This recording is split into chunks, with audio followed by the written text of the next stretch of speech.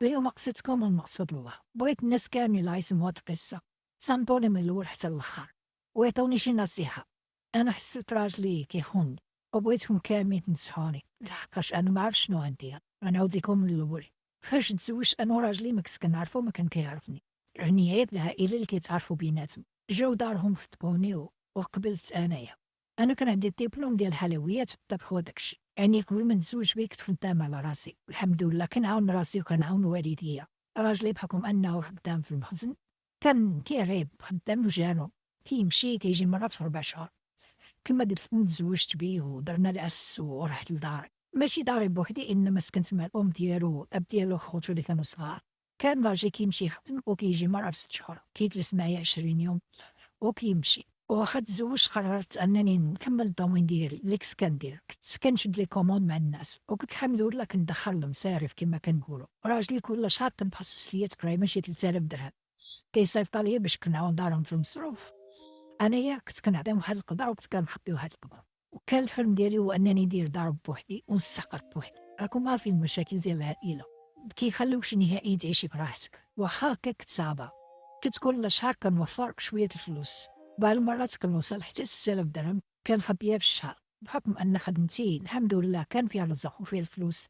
وراجلي داك الفلوس اللي كيصرف ليا كنصرف منهم شويه وكنخبي شويه. المهم بقيت على هذا الحال مده تقريبا 5 سنين. بعد 5 سنين الحمد لله ولد 2 بنيتات. كنت انا هي الاب وانا هي الام بالنسبه ليهم.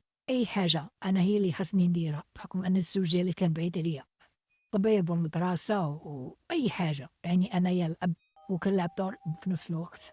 جات الأيام وجات الأيام، راجلي ولا مبقاش كيعيط ليا بزاف. كان قبل ما نولدو البنات كان يوميا يوميا كيعيط ليا.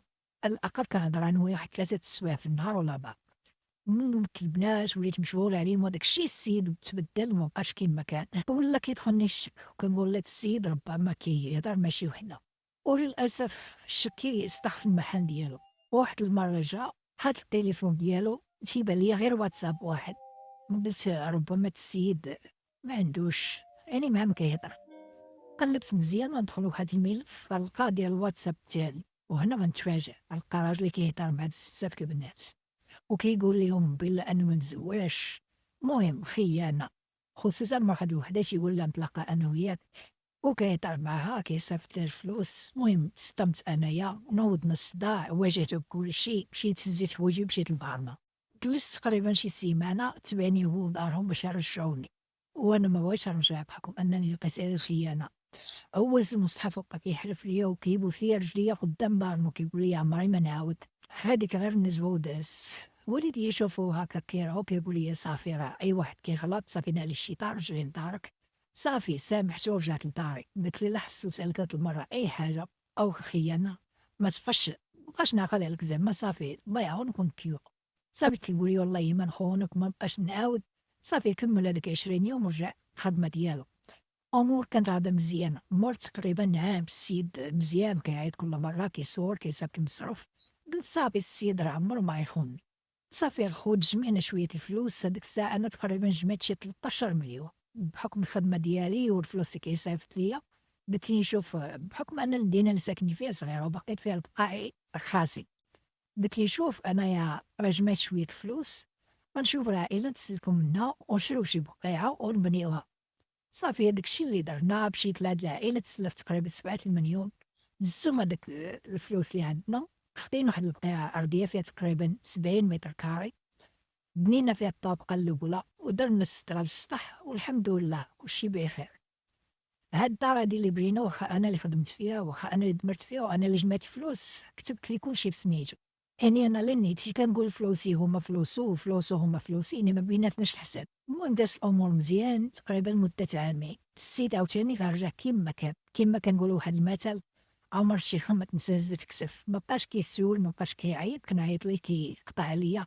قلت مع راسي خاصني نتيستيه ربما رجع للعادة ديالو القديمة اللي يهضر مع البنات وصيفط لهم فلوس.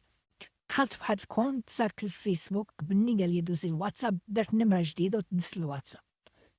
كيهضر معايا انا درت راسي راني مزوجه وراجلي كيخونني وعندي ولد معاه، بقيت كنحكي ليه كنقول ليه راه كيعنفني كيضربني. يقول لي داك الراجل ما يستاهلكش وشمعته، والراجل كاع اللي يخون مراسو ماشي راجل. كيهدر معايا على أساس كيهدر مع مرا أخرى، ولكن أنا راه مراته ما عاقش بيا نهائيًا، قال لي صيفط لي شي تصويرة ديالك، خديت واحد الصورة من جوجل صيفطها ليا اللي أنتِ زوينة وبتناسبك، وهاد الشماتة اللي مجوجة بيه ما يستاهلكش، وراجل ماشي راجل اللي يخون مراتو.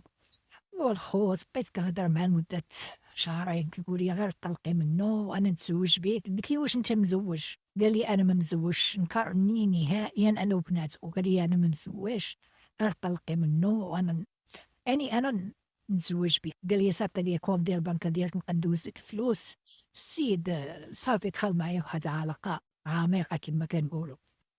تصور الخوت ملي كنقطع معاه كنبقى نبكي نبكي نبكي، وكنقول مع راسي أنا مشيت معاه بالنية وتقاتلت معاه وخدمت وعرقت وهزيت المسؤولية بوحدي، وفي الآخر يخونني. صافي الخو الدنيا ظلمت من عينيا، قولي ما بغيتش نشارك معاكم هاد القصة ديالي، بحكم أنني كتبت هاداك الدار سميت وواخا فلوسي وباقا لي 7 المليون ديال الكريدي خاصني نخلصها. عاودت هادشي لواحد صاحبتي وقالت لي ما تطلقي ما ديري حتى شي ردة فعل حتى ترجعي الكريدي لمو عليهم، وتحايلي عليه يرجع لك الدار سميتك باش ما تخرجيش خالية الوفاض كما كنقول.